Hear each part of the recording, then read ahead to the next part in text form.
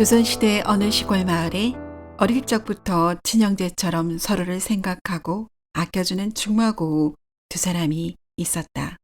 한 아이는 아명으로 돌이라고 불렸고 다른 아이는 두탑이라고 불렸다. 두 아이는 서로 이웃에 살고 있어 하루도 빼놓지 않고 붙어 다녔다. 영특한 두 아이는 사이좋게 같은 서당을 다니며 글공부를 하여 훗날 정승이 될 꿈을 키워갔다. 그런데 어느 날 어린 두타비는 갑자기 열병에 걸려 오랜 기간 앓는 바람에 그만 시력을 잃게 되었다. 둘이는 친구와 함께 공부할 수 없게 되자 실망했으나 홀로 10여 년간 열심히 공부해서 과거 시험에 급제했다. 둘이는 한양에서 벼슬살이를 해야 해서 친구 두타비와 정든 고향을 떠나야 했다. 한편 어린 두타비는 정승의 꿈을 접고 하루하루를 절망 속에서 지내던 차에 부모님마저 늙고 병들어 가세가 점차 기울게 됐다. 심성이 착한 두타비는 조금이라도 생활에 보탬이 되도록 자신이 할 수 있는 일에 대하여 고민하게 되었고 앉아서도 할 수 있는 일을 찾기 시작했다. 두타비는 눈이 보였을 때 주역을 공부했던 생각이 났다.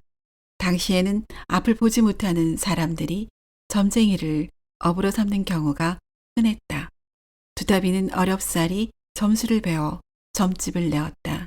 그러나 사는 곳이 한적한 시골인지라 점집으로 사람들이 잘 찾아오지 않았고 벌이도 시원치 않았다. 결국 집에서 나와 저작거리로 나아가 멍석을 깔고 앉았다.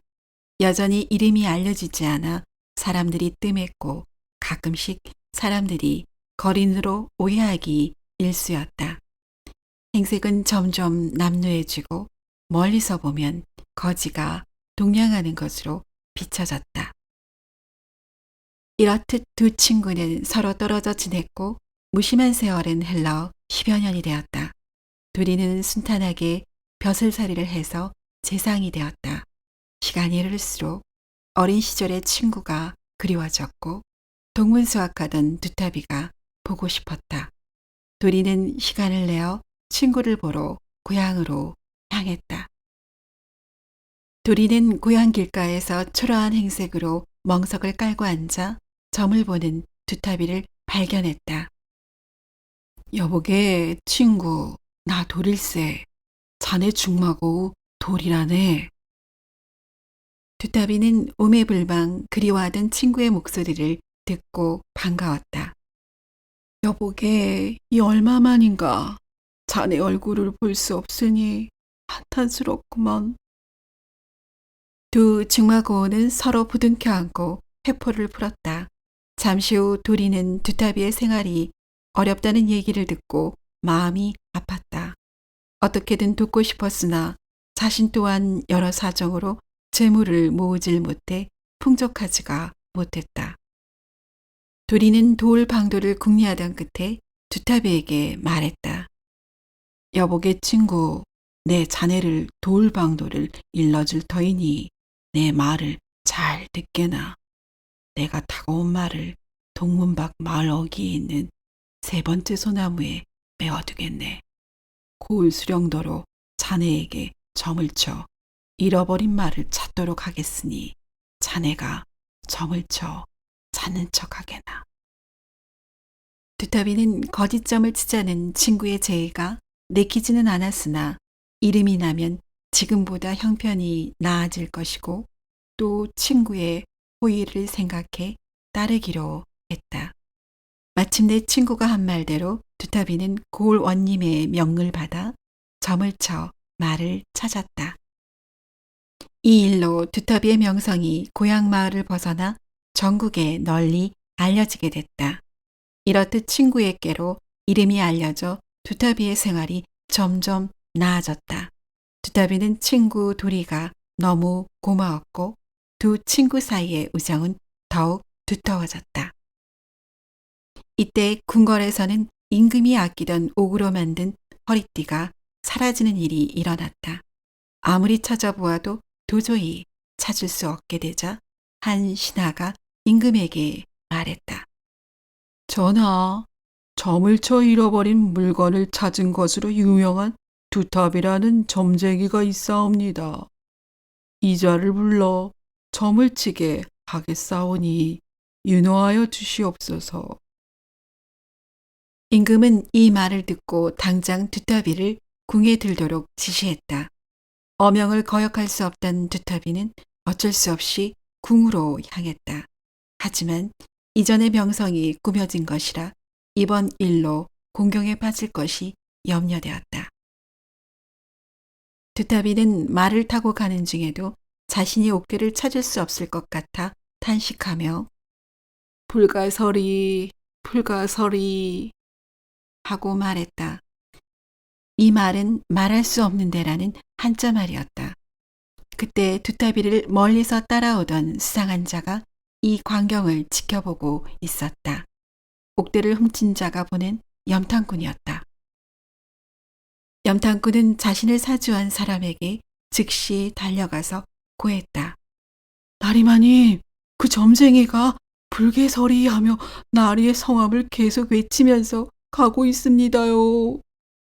이 말을 들은 나리라 불린 자는 화들짝 놀랐다. 사실은 옥대를 훔쳐간 자는 이름이 불개요, 직위가 서리인 관원이었는데 얼핏 불가서리와 불개서리가 비슷하게 들렸던 것이다. 불개라는 자는 서둘러 두타비가 궁에 도착하기 전에 많은 재물을 은밀하게 바치며 말했다. 도사님, 옥대를 임금님께서 머무는 궁의 서쪽 오른편 계단 아래 묻어놓을 터이니 제발 더 이상 저의 이름을 발설하지 말아주시오. 두타비는 궁에 도착하자마자 임금의 명을 받아 점을 쳤고 도둑의 말대로 서쪽 계단 아래를 파보도록 했다. 과연 잃어버린 옥대가 그곳에 있었다. 임금을 비롯하여 많은 신하들은 잃어버린 물건을 찾아 기뻤지만 한편으로는 고개를 갸웃했다. 특히 임금은 이 일을 몹시 기이하다 생각했고 혹시 도둑과 작당하여 옥대를 훔친 후 숨겨놓은 것은 아닌지 의심증이 생겼다. 실로 신기한 일이로다. 과연 점쟁이의 신령한 기운이 허명이 아닌지 과인이 재차 시험해 보겠노라. 라고 임금이 말했다. 말을 마치고 임금이 정각들 사이로 난 옆길을 지나다 마침 지나가는 두꺼비를 보았다.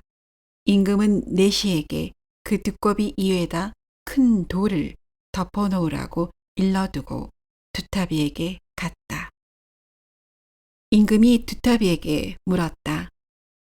여봐라, 그대가 그토록 신통하다고 하니 문제를 내겠노라. 과인이 방금 물건 하나를 얻었는데 무엇인지 맞추어 보아라. 만약 틀린 답을 대면 임금을 기망한 죄로 그대의 목을 내놓아야 할 것이다.